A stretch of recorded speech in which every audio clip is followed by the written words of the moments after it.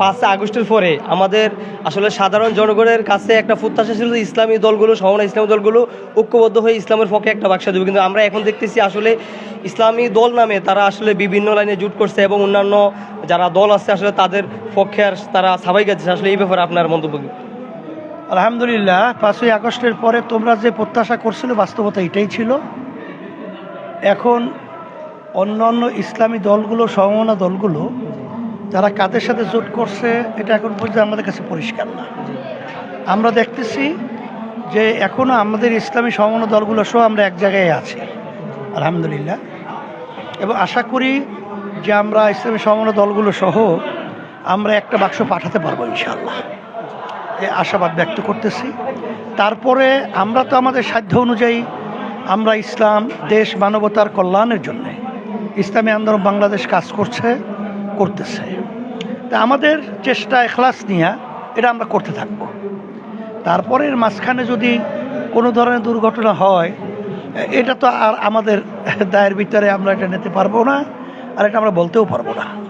তবে আমরা দোয়া করতেছি, চেষ্টাও করতেছি আল্লাহ যেন এই এখন যে 5ই আগস্টের পরে যে দেশ এবং ইসলাম মানবতার কল্যাণের যে একটা ক্ষেত্র তৈরি হয়েছে পক্ষে, এটা যেন আল্লাহ বাস্তবায়নের তৌফিক আমাদের সকলকে দান করে। এর জন্য আমাদের সকালের আন্তরিকতা, চেষ্টা থাকতে হবে।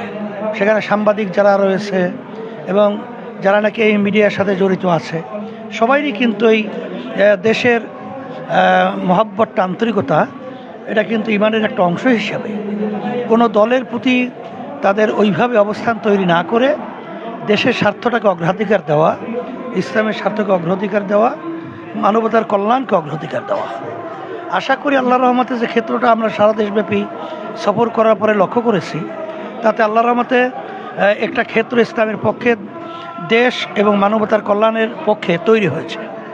এবং আশা করি আমরা যদি যারা নাকি ক্ষমতা প্রেমিক রয়েছে, ফ্যাসিস্ট চরিত্রে রয়েছে, চাঁদাবাজ, এবং যারা নাকি লক্ষ লক্ষ মানুষকে মিথ্যা কেসের মাধ্যমে তাদের সংসারকে বিরান করতেছে এবং আমাদের দেশের টাকা বিদেশে পাচার করে বেগমপাড়া তৈরি করে এই দেশটা একবার, দুইবার না 5বার চোরের দিক থেকে, দুর্নীতি থেকে ফাঁস বানিয়েছে। আর বিদেশি এক কথায় এজেন্ডা বাস্তবায়নের যারা চেষ্টা করবে, বাংলাদেশের মানুষ, ছাত্র জনতা আল্লাহর রহমতে এটা শক্তভাবে প্রতিহত করবে ইনশাআল্লাহ। জি হুজুর, আসলে আমরা একটি দল দেখতেছি যে আপনারা বলতেছে আসলে 17 বছর আপনারা আসলে হাত পাকা দিয়ে আসলে নৌকাকে বাতাস করছেন। আসলে এই কথাটা আমরা বারবার এটার প্রতিক্রিয়া বক্তব্য দেওয়ার পরও তারা এখনই কথা বলছে, আসলে তাদের ব্যাপারে কি বলবেন?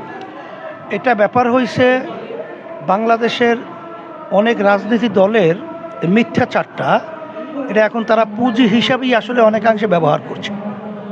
রাত্রকে দিন বানানো, দিনকে রাত্র বানানো।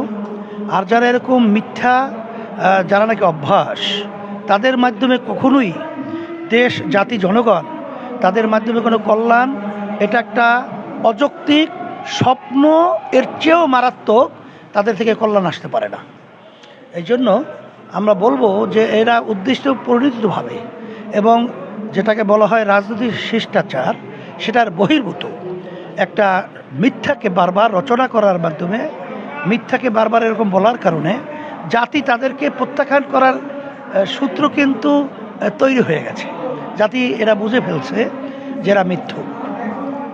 এই জন্য আলহামদুলিল্লাহ আশা করি মিথ্যুকদের জায়গা এই বাংলাদেশের ভিতরে আল্লাহর রহমতে হবে না এবং বাংলাদেশের মানুষ তাদেরকে প্রত্যাখ্যান করবে।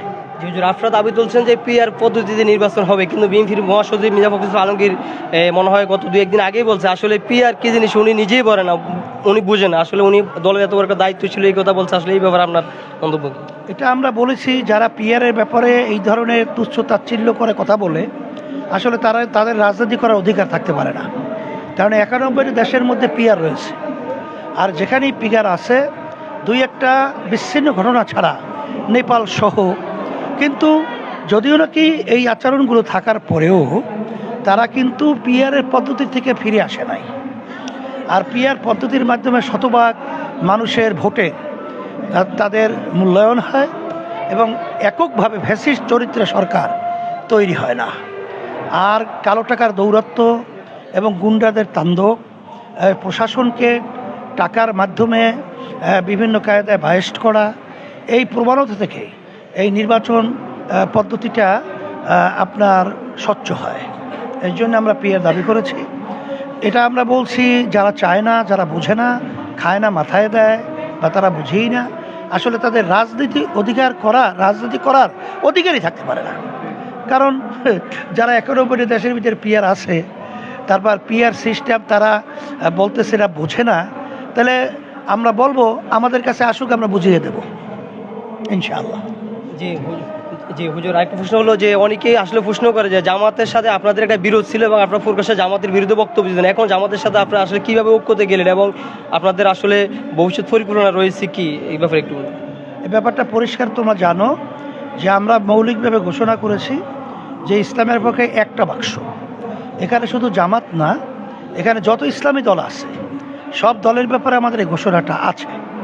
সেখানে দেশের এবং ইসলামের মানুষের কল্যাণের জন্যে জামাতও ঘোষণা করছে ইসলামের পক্ষে একটা বাক্স, ইসলামী আন্দোলন বাংলাদেশ আমরাও ঘোষণা করছি একটা বাক্স।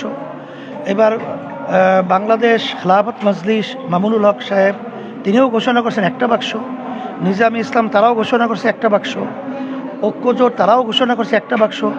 তারপর বাংলাদেশ খেলাফত মজলিস আহমদ আব্দুল কাদের সাহেব সহ তারাও ঘোষণা করছে একটা বাক্স, খেলাফত আন্দোলনও ঘোষণা করছে একটা বাক্স। এখানে মূল ব্যাপার হলো আমরা দেশটাকে অগ্রাধিকার দেওয়ার জন্যে এখানে আমাদের সাথে কিন্তু এখন জাকপা, তারপর আমরা কিন্তু এনসিপি সহ অন্য অন্য যারা ইসলামী দল না তাদেরকেও কিন্তু আমরা একটা প্ল্যাটফর্মে ইসলাম এবং দেশ মানবতার কল্যাণের পক্ষে এটা আমরা আহ্বান করেছি। এটা দেশ এবং ইসলাম এবং মানবতার কল্যাণের জন্যে। এখানে নিছক শুধু জামাতকে না, বা জামাত এর ভিন্নভাবে আমরা আলোচনায় এটা আমরা আনিও নাই, আর এটা নজরে দেখিও না, আর এটা কোনো জোট না, এটা নির্বাচনী একটা সমঝোতা। এটা জামাতের মাধ্যমে জোট হওয়া, এটা বিভিন্ন মিডিয়ায় আসছে, এটা একটা অযৌক্তিক, এটা অবাস্তব কথা। আসলে আমরা কোনো জোট করি নাই, কারণ জোটের ব্যাপার আলাদা আর নির্বাচনী সমঝোতা আলাদা। জি ধন্যবাদ।